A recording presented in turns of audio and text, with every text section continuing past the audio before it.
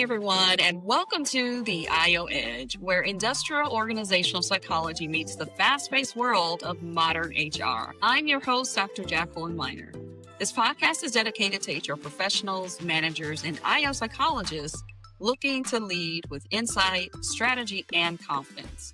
Whether you're an HR professional looking to level up or an IO psych grad wondering where you fit in the business world, this podcast gives you the tools and insight to lead with purpose. On today's podcast, we will discuss unlocking better decisions, the science of smarter assessments in HR with our special guest, Dr. Catarina Dolsten and Eli Plaut. Dr. Dolsten is the founder of Aktum Group and consults in organizational development and executive coaching with a focus on leadership effectiveness, systemic efficiency, and strategic change implementation. Eli is the consultant director for Aktum Group and possesses a deep expertise in executive leadership, development, and organizational effectiveness. They are here to talk with us more about their data-driven assessment tool, Aktum Insights. So welcome to the show. Thank you. Hi, it's great to be here. Thanks so much for having us. You're welcome. So I'm excited to learn more about Aktum Insights. But first, I'm going to ask a few questions before we have you all demo the tool. So first question will go to Dr. Dolsten. Your background is very unique. So you started as a physician in Sweden. So how did that journey lead you into executive coaching, organizational development, and eventually founding Aktum Group? Thank you. So I always loved research and science, whatever area it is. And when I moved here from Sweden 23 years ago, I started working in nonprofit organizations, developing healthcare, maternal care for women and babies in sub-Saharan Africa and Bangladesh. And I really loved that. It was, instead of taking care of one woman, I was taking care of, 5,000 women.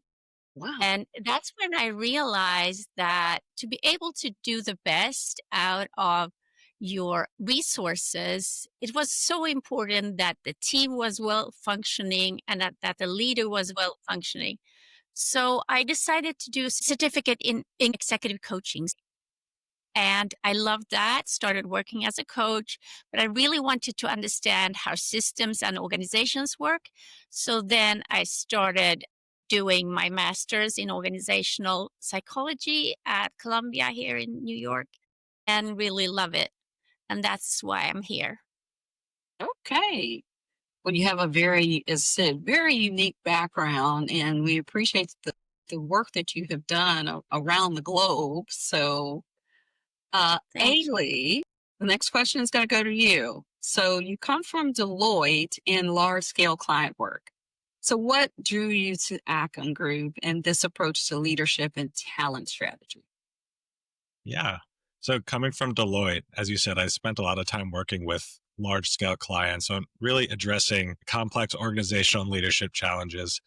I think what really drew me to Aktum was the chance to bring that same level of impact to the leadership and culture work that we do at Aktum Group, but in a way that's really data driven and really useful for clients. I think we take concepts that can feel abstract in IO psychology or management theory and really turn them into clear, actionable insights, as you'll see through the assessment tool, Aktum Insights. So it was really the data-driven nature of the company, as well as I actually knew Catarina back in the day when we both worked at Montefiore Health in the Bronx, and really had a great connection there. So being able to reconnect later in my career with her has been really fun and exciting.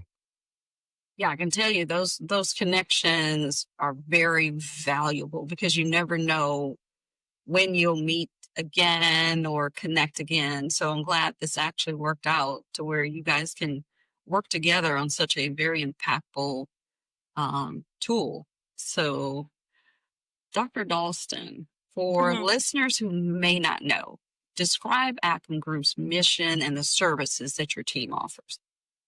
Thank you. That's so kind. So what we do is that we are very data driven and base our work on work that's been done over the last century and primarily the last 20 years in organizational psychology and management theory and seen what really works in the consulting world.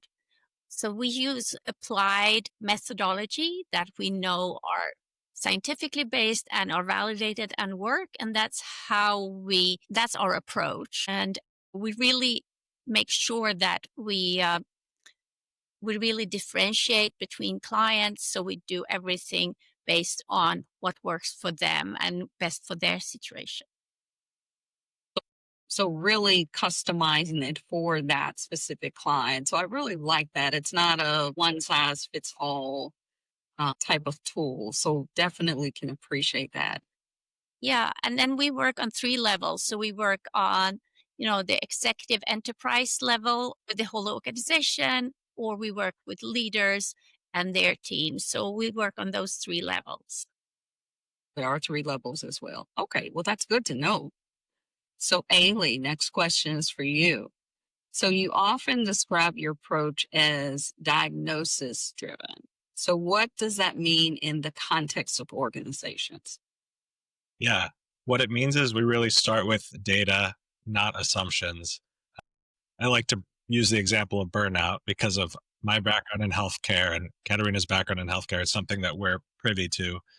So in the example of burnout, we don't automatically recommend, a wellness program or a leadership workshop, for instance.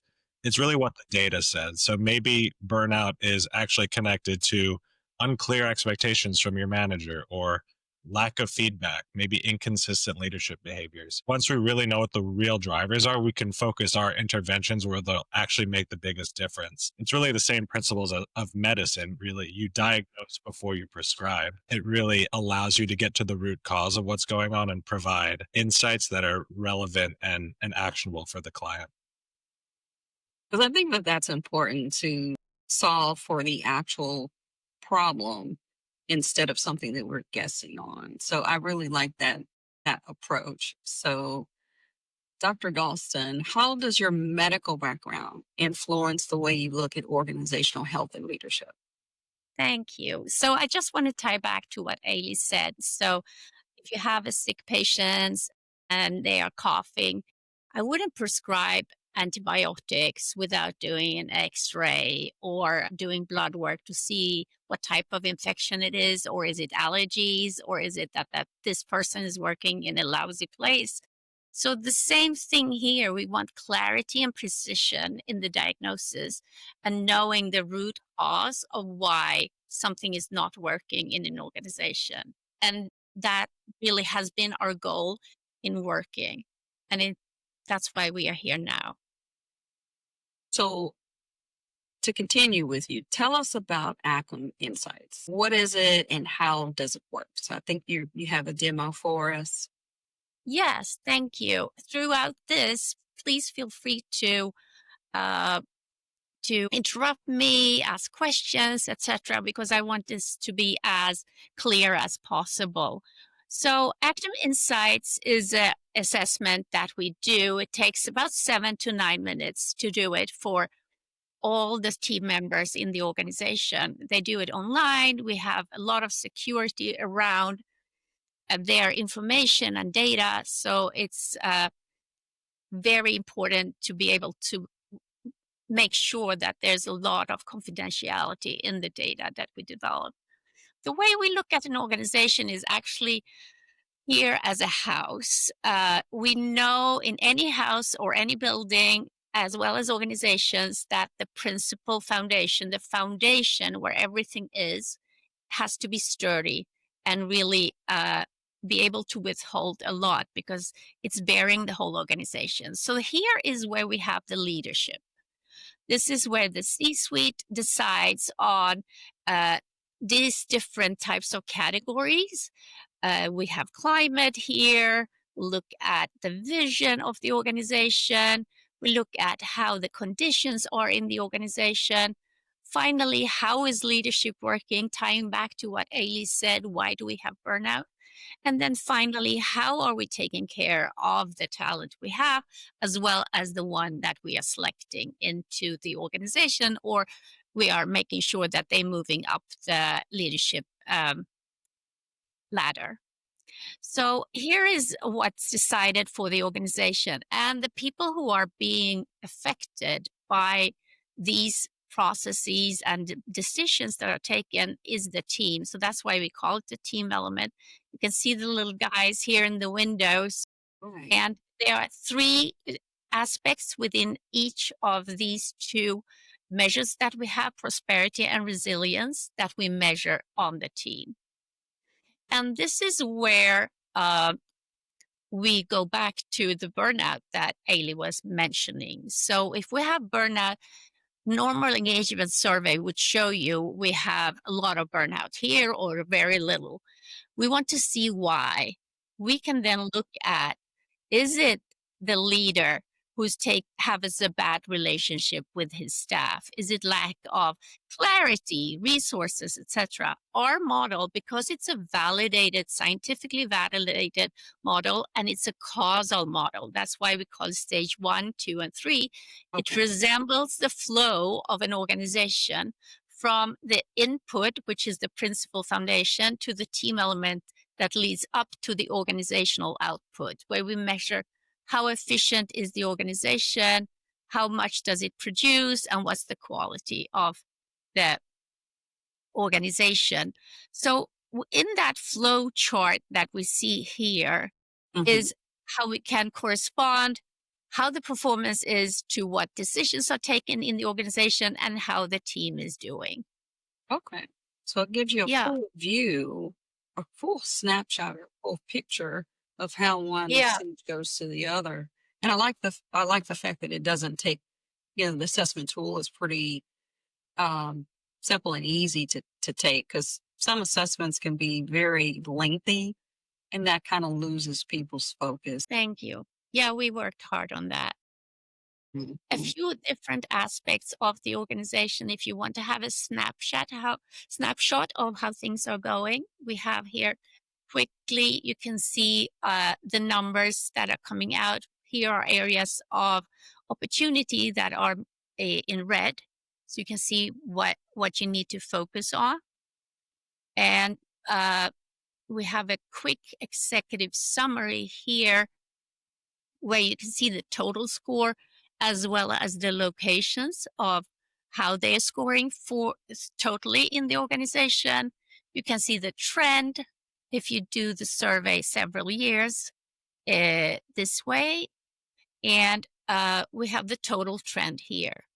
What we really are happy about here is that we have all these different filters for the leadership or a specific department to look at. So we can look at different departments. Let's say we are very interested in operations, production, how they are doing, and we want to see how they are doing. So let me click on those two and apply. So we're going to see that the numbers change a little bit here.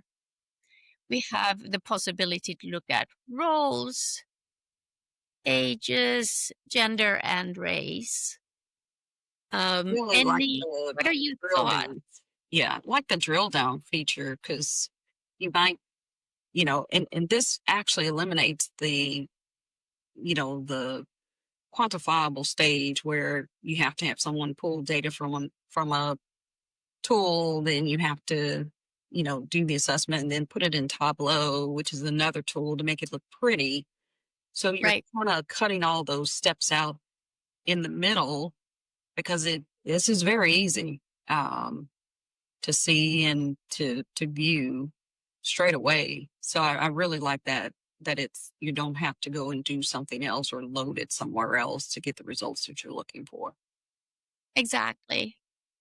Then you can see we have data on each of the uh, phases, right? From the uh, principal foundation to the team to the organizational output. We have the same filters here. And then something that's really fun is that you can look at this heat map and really understand what's going on in the organization. So Right. here now we can see it's done by location, but you might be interested to look at a department, and that will then immediately show you. The scale is from 0 to 100. So it's better to be in the green and the yellows here, as we understand. So that's one easy way to look at how things are going about. We give you insights also in each question, how people are doing. And even here, you can use the filters to be able to see different departments or different demographics, how they are doing. Right. Fun little thing here about leadership, because I know that you're interested in leadership a lot, Dr. Miner. Yes. That's right. So what we do here, let me make it a little bigger so you can see here. We have the relationship here between the direct report and their leader. And the numbers you see here are all what the direct report says. And you can get the explanation of what relationship stands for. But then if we start looking here, we can see the differentiator between what the leader thinks, how Mhm. efficient leaders thinks that they are, compared to the direct report. And the interesting thing is that there's always going to be a gap, but what you really don't want to have is a huge gap. So let's see if we look at location, how that looks like with the relationship. We have 71 here, and we can see that the direct report says 71, whereas the leader says 79. And that's an awareness, a quick 360, whatever you want to call it, of the leader within uh, New York, right? And then you can drill down to see role, department, everything else. Okay. Yeah, that I really like the ease of it, you know, shifting your eye to where it needs to focus and then being able to see how employees are rating their leader compared to how their leader feels they're doing. Right. So that's something I know HR leaders and HR staff throughout HR business partner, et cetera, really need to know. But as I said before, we have the possibility just look at the overall picture by doing this, right? Maybe the CEO doesn't have more time than to just glance at this. So we want to give the opportunity to look at everything on the large scale, but also in very detail. And then the final part is then the open-ended questions, because we want to have qualitative responses too and be able to measure those. First of all, we have filters here. Yeah, you was what was your thought? Yeah, I really like the ease of the filters because I know for me, being in HR, Yeah, we always are needing to find the root cause. It helps to drill down and see if there is just it isolated to one department and one leader, because the case volumes or the cases that we get in sometimes may be isolated either to a certain region or it could be isolated to a certain unit, which means a leader in a certain department. So I like that you can use the filters to inquire more, and we're not having to just you know pull data consistently in and then run a statistical analysis. It's all here in one package, so that Yeah. saves a lot of steps. I really like this. Exactly. And another point here, I know sometimes the data privacy is always important to folks and Right. access to specific data. So if there's a leader who we may find is struggling in certain areas, we can provide a snapshot directly to them so that the whole organization or the HR leaders who we're involved with in the client relationship won't have access. Um, we can provide snapshots directly to leaders or directly to HR from our dashboards here so that not all information is shared across as well.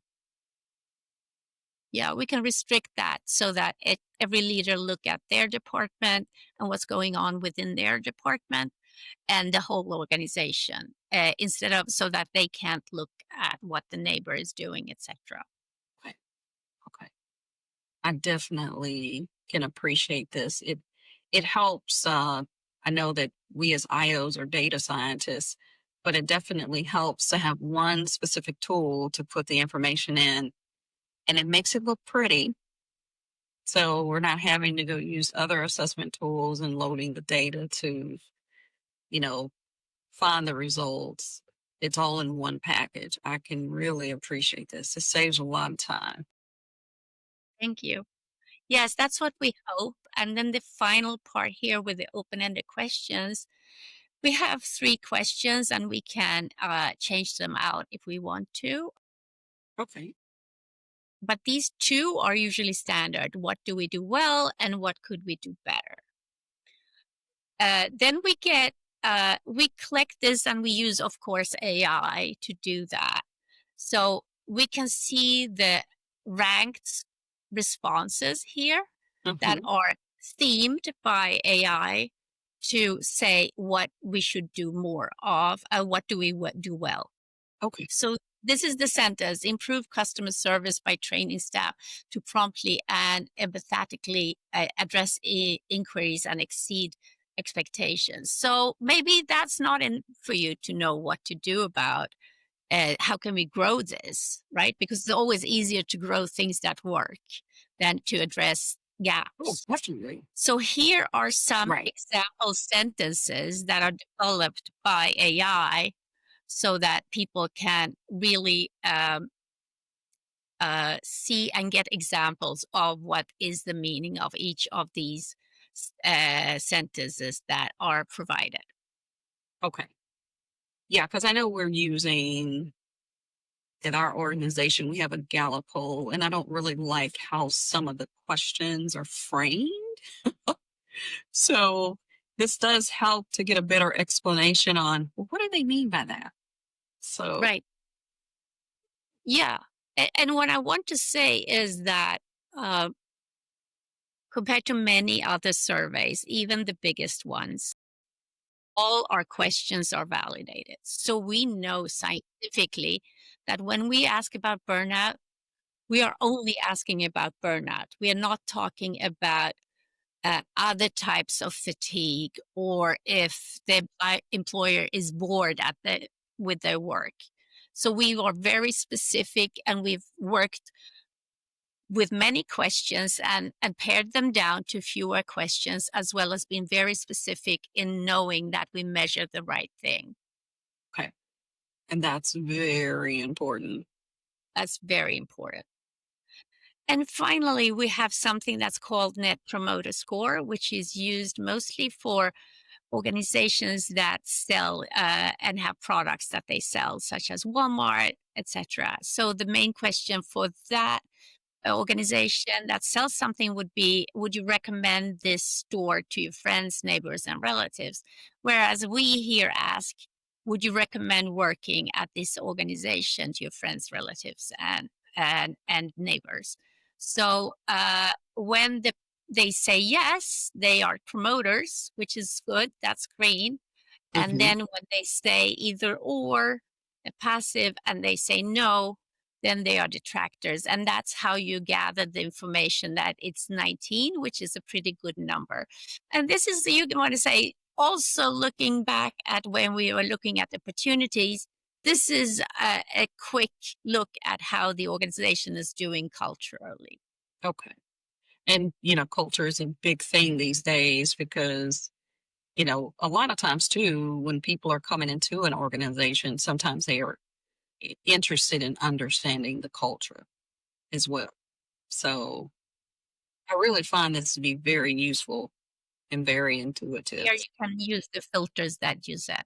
Right, right. Ailey, I do remember you mentioning that this was developed by a team of biopsychology PhDs. So, what makes the science behind it creditable and different from other assessments and engagement surveys out there? Yeah, happy to answer that. And Catarina mentioned a bit about the validation that was done. So that was part of the development process, validating each of the items that you saw that we went through, as well as the Right. categories and components for each of the 3 phases. So definitely want to share that we have a validation paper, and we're really proud of the validation that was done. Another key piece around kind of the development of the survey, as Catarina mentioned, is that it's based on a causal model that really maps how organizational practices influences the employee experience and then how that shapes the performance outcomes for the organization. So it really reflects how people experience can impact an organization, similar to how a organizational output or a balance sheet, as you think about an organization and finances, the inputs kind of create the outputs, and you look at the bottom line through the financial lens. What we're doing is we're doing that for an organizational lens, where the inputs of Hmm. the principal foundation really impact what's going on at the team level, and then the output. So we're really proud of the causal model that we have here, and the validation research that went into the tool. Right. So, how long does it take for a team to go through it, and what kind of output do they get? Yeah, takes about 7 to 9 minutes to complete, and that's another differentiator. A lot of other engagement surveys and assessments, as you were mentioning, Dr. Miner, take longer. And Right. what we see with our 7 to 9 minute survey is a much higher response rate. And that really helps gain dynamic insights for each of the components and allows us to do our root cause analysis more effectively. The report leaders get a more detailed and clearer picture because of that as well. So that's something we're really proud of. And then in terms of the output, it's really around the root causes that we mentioned. So we mentioned the burnout example. So they can really see what is driving burnout for the organization. Or if you're filtering it, if there's high burnout, you can see what are the organizational levers or principal foundation levers that are really driving the burnout. And then we can work with leaders to really address those issues with our consulting background. Go in and maybe it's feedback, and we can show Mhm. them how to use the SBI model, situation behavior impact. That's just an example of how we can use the root causes to really um, help an organization work through what some of their challenges or opportunities. And so the visual dashboard, which Katarina just went through, is the output, but we really work behind the scenes with the leaders to get to the root causes and provide them that consulting workshop or consulting recommendations to work through the issues they're having. Okay. I think that that's, something that's very important because I know working in healthcare, I work in a large healthcare system here in New Orleans, and we're still feeling the effects of COVID with working with less, staff in regards to frontline employees. So we had suspected in the employee relations department that a lot of the behavioral concerns may be due to burnout. Mm, So we were trying to develop a system not to be so punitive or being able to ask the right questions when we're investigating cases of outbursts in the one of the units, and how long has a person been working? Are they working a 16-hour shift, or are they coming off a night rotate? So those are kind of the things that we're, changing our mindset in regards to our staff, because we're starting to see an escalation in cases where people are just not, you know, calm, and it could be telltale signs of burnout because people's fuses are just so short because they're working more with less, you know. So it brings up another question, Dr. Dalston. What are some of the most surprising or consistent trends you've seen across organizations when using Aktum Insights? thank you. Yeah, that's a very good question. And first of all, that's very insightful work you're doing. So, congratulations, Dr. Miner. That's fantastic. Thank you. Yeah. So, if we think about the outcomes, most leaders know something is up and they might know why or where, but this really gives them a lot of leverage to really show what's going on in the organization, and also talking about how this is leading to people quitting their jobs too quickly, and what is the cost of retention and keeping people there, right, versus losing them.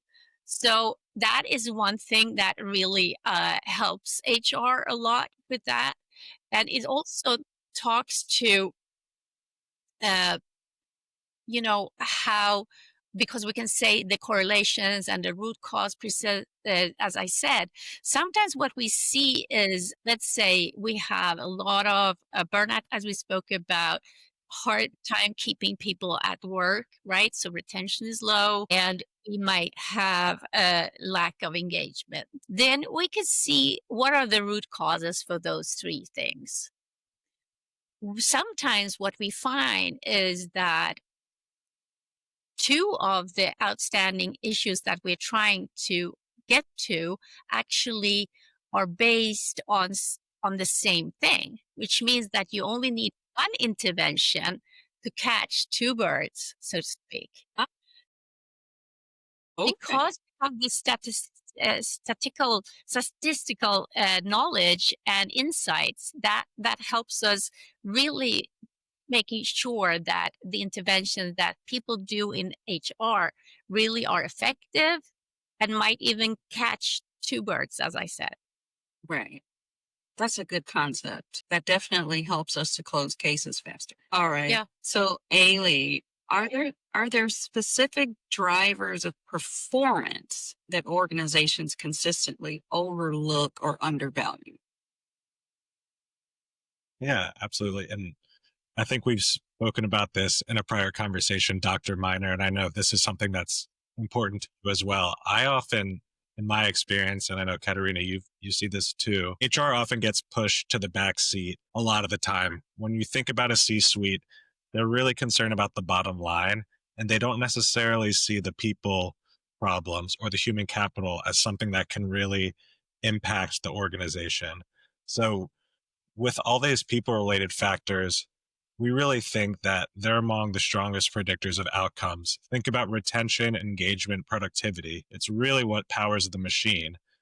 So, really powerful about Aktum Insights is that it really puts numbers behind those human drivers.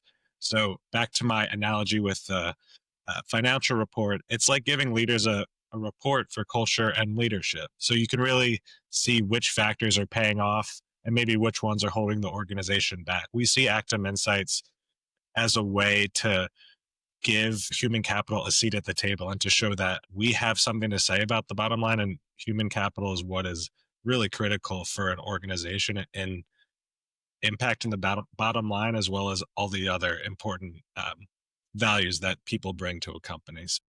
Right. So it really adds a number Yeah. to the person instead of it just, or meaning more of a number so far as value. Like, this is a high value asset that we need to, it's not just, number three employee standing in line. Right. So, Dr. Dalston, based on your work, what are 2 to 3 things any leader can start doing tomorrow to strengthen their team's resilience and clarity? Okay. Yeah. Uh, so we always talk about how can the leader, really be strategic, think about future things. But that's really impossible if you are micro working, making sure that everyone is doing the right thing, the right way, etc. So I really often talk about how to drive competence in your team, because the advantage of that is that you will be less busy and you can focus on strategy and be forward looking. And then at the same time, people will feel very happy to have a bigger impact on the work they do. They can be more self sufficient. They can have more authority about how to do the work. So I always say that delegate more and do it in portions depending on the maturity of the direct reports. Make sure that they always feel a little bit stretched and that they're learning new things. That will make your job as a leader much more fun. So that's one thing. The other thing, usually leaders are not so happy when I say this, but it is to be vulnerable. Yes. Transparency and vulnerability are high on the threshold when I talk to leaders about relatability with employees, because if you give a little, they'll give a little as well. Yeah. Okay. Yeah, because showing that you're vulnerable and that you have areas that are hard for you actually makes you human, but also means that your team wants to help more. And the team can also tell you when they're doing mistakes or when some things are hard at home or something like that, which means that you have a much closer relationship to your team as well as a more engaged team. Right. Because with my dissertation research, it was supported by data that when employees feel valued or feel like the organization has their best interest or feel they have their well-being in mind, Mhm. they're more committed to staying with the organization. So I can definitely appreciate that. Haley, so what excites you most about where leadership and organizational development are heading in the next 5 years? I'm really optimistic about where the field is going. I think technology, specifically AI, is something I'm really excited about. Hmm. We're already seeing it taking away a lot of repetitive work off people's plates, which is really freeing them up to do more strategic, high level work. I know that's something that's important to organizations, but also in terms of employee experience, making them more excited to go to work and work on more interesting tasks or projects. Um, I do caution that, I view AI as being something that should be a support system, not a replacement for people, really helping people make better decisions, but not removing them from the equation. I really think AI should be used as a partner at work. Um, Right. and it does a good job I of that. agree. Yeah, I agree with that because when AI started first becoming the topic of conversation, HR professionals like myself were like, the jury is still out. But as you said, if it's helping with the repetitiveness of a task and not replacing a person, then I can sign up for that program all day. I have been slowly integrating AI into my work, but as you said, it's dealing with that repetitiveness.